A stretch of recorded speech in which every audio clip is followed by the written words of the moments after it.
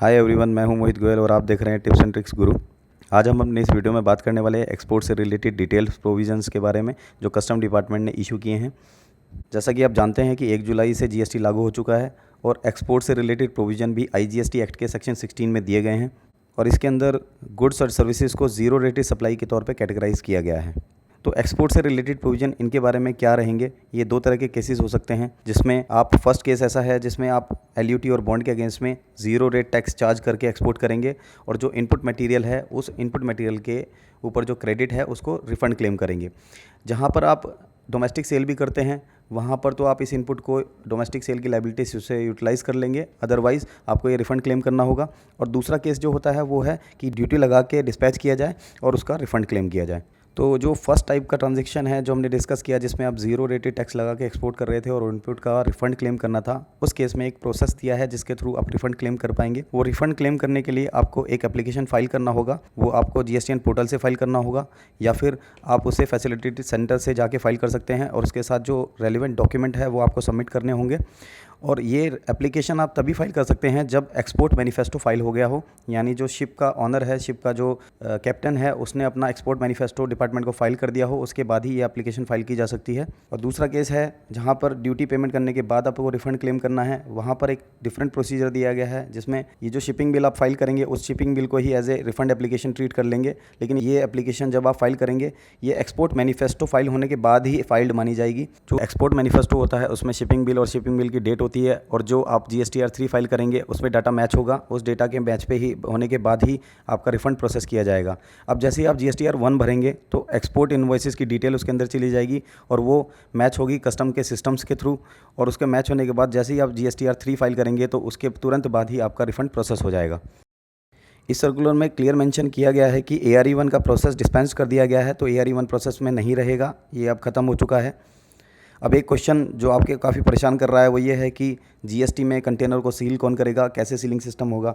तो जो पुराना सिस्टम था उसमें 3 तरीके दिए गए थे सीलिंग करने के। पहला सीलिंग करने का सिस्टम था सेल्फ सीलिंग, कि आप जो सेल्फ सीलिंग कर सकते हैं और बाकी पोर्ट पे जाके वापस इसकी चेकिंग होगी।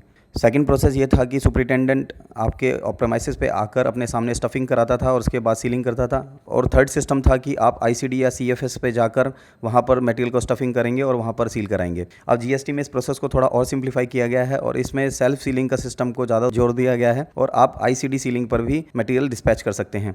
लेकिन यहाँ पर जो पहले अर्लियर एक्साइज ऑफिसर आकर सीलिंग करते थे मटेरियल को, वो सिस्टम यहाँ पर नहीं रखा गया है, तो यहाँ पर थोड़ा सा ईज़ किया गया है कि आप सेल्फ सीलिंग करके भी कंटेनर को एक्सपोर्ट कर सकते हैं। इसके लिए कुछ इंपॉर्टेंट बातें बताई गई हैं जो आपको फॉलो करनी है सेल्फ सीलिंग के लिए। वो ये हैं, जो पर्सन मटेरियल को एक्सपोर्ट करना चाहता है वो अपनी एक्सपोर्ट प्रेमाइसेस के बारे में, यानी जहाँ से वो मटेरियल एक्सपोर्ट करना चाहता है, वेयर हाउस से, प्रेमाइसेस से, उसके बारे में जुडिशनल कस्टम ऑफिसर को इंटीमेशन देगा।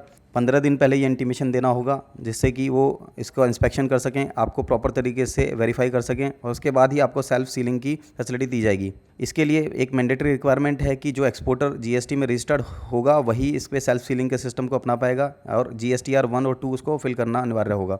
यानी जो जीएसटीआर 1 और 2 फिल करते हैं और जो रजिस्टर्ड एक्सपोर्टर हैं उन्हीं के लिए सेल्फ सीलिंग सिस्टम अप्लाई होगा। अगर वो रजिस्टर्ड डीलर नहीं है या रजिस्टर्ड पर्सन नहीं है तो वो आईसीडी में जाकर ही स्टफिंग करेगा और वहाँ पर ही सीलिंग करवाएगा। कुछ एक्सेप्शनल केसेस ऐसे हैं जहाँ पर अनरजिस्टर्ड पर्सन सेल्फ सीलिंग पे माल भेज सकता है, तो वो अलग से डिस्कस करेंगे।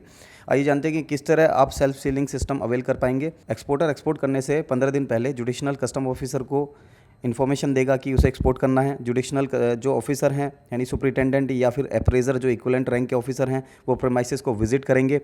विजिट करने के बाद 48 आवर्स में अपनी रिपोर्ट को डीसी या एसी को सबमिट करेंगे और फिर वो डीसी और एसी अपने प्रपोजल भेजेंगे कमिश्नर को, जो प्रिंसिपल कमिश्नर है, और वो फिर प्रिंसिपल कमिश्नर जो सारी एक्सप्लेनेशन उसके पास गई हैं उनके बेसिस पे आपको सेल्फ सीलिंग अलाउ कर सकता है या डिनाई कर सकता है। तो ये पूरा सिस्टम चलेगा जिसके आपका वेरिफिकेशन होगा, इसके बेस पे आपको सेल्फ सीलिंग अलाउ होगी।